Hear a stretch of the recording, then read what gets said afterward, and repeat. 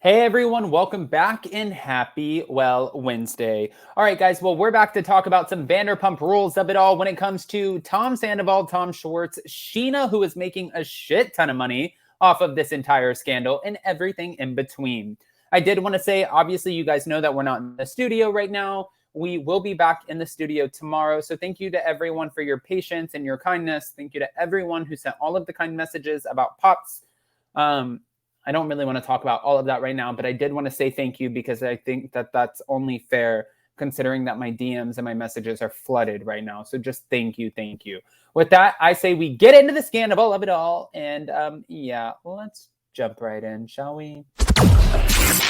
It's time for all your binge-worthy pop culture news. Welcome to Up and Adam.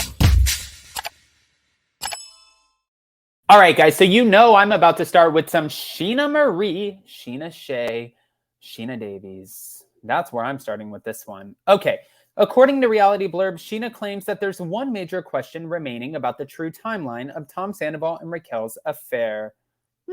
Following Raquel's bombshell revelation at the Vanderpump Rules reunion, which revealed she and Sandoval slept together at his shared home with Ariana while she was out of town, attending her grandmother's funeral, Scheana hinted there's more to the story as she also reacted to the backlash over claims made about Raquel's parents and the amount she's making on her podcast. It was 1.3 million downloads this past month. I just got my numbers today. Scheana confirmed to host Jason Tartick on the May 29th episode of Trading Secrets via Rate My Bravo on Instagram. Then when Jason suggested that she should be making well over $100,000 a month, Scheana giggled before admitting that she wasn't sure of what she can share. I'm like, I don't know how much I'm allowed to say about this. I feel like the email may have said keep this internally, but maybe bleep that part out. But yeah, it's been better than ever from a business sense. Meanwhile, on Twitter, Scheana responded to statements from fans, one of which suggested that she was talking too much about Raquel. What will your storyline be next season? Talking about Rachel? Raquel won't cut it. Let the mouse go, girl. Focus your attention on other things like getting better clothing and a hairstylist for next season. Someone wrote after seeing that she suggested Raquel's parents wouldn't allow her to do Vanderpump Rules if it wouldn't work in her favor. Joey, Variety asked her about this. She did not ask Variety, another fan defended. Ashley, she can also decline to comment. They clapped back. But in response, Scheana noted that when she participates in interviews, she is expected to answer questions at hand. That's not really how these interviews work. Why would I decline to comment on the truth? Fair. In another tweet, Scheana weighed in on a claim made by a fan page who posed questions about why Sandoval would have questioned Peter Madrigal about his date with Raquel if the months-long affair hadn't yet begun. One question I still have is, if the affair started at Guys Night, why did Sandoval care that Rachel went out with Peter and wanted to know if they hooked up? I definitely think it happened sooner or there was an emotional affair already happening, they wrote. And Scheana agreed, saying that is right there, the $1 million question. Oh, but it doesn't just stop with Scheana, guys. No, because it also goes over into the Tom Schwartzy and Tom Sandoval. And you know, both of them, if there's a Tom and a Tom, there's a little bit of drama, which exactly, that's what we're getting. So, Tom Schwartz doesn't want any more to do with Scandoval. While filming a confessional for his new Fox reality show, Stars on Mars, the Vanderpump Rules star claimed that he's permanently done with talking about his best friend Tom Sandoval's affair with Raquel. He feels that he's become collateral damage in the process. Any sort of version of Sandoval's side of the story has become obsolete because of the way he handled it.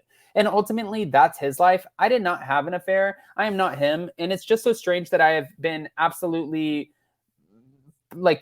dragged into this. Tom Schwartz has faced public backlash for the role that he allegedly played in covering up Sandoval's affair. And after the affair went public, it was discovered that he had known about the affair for months and had chosen not to share it with Tom's ex-partner, Ariana.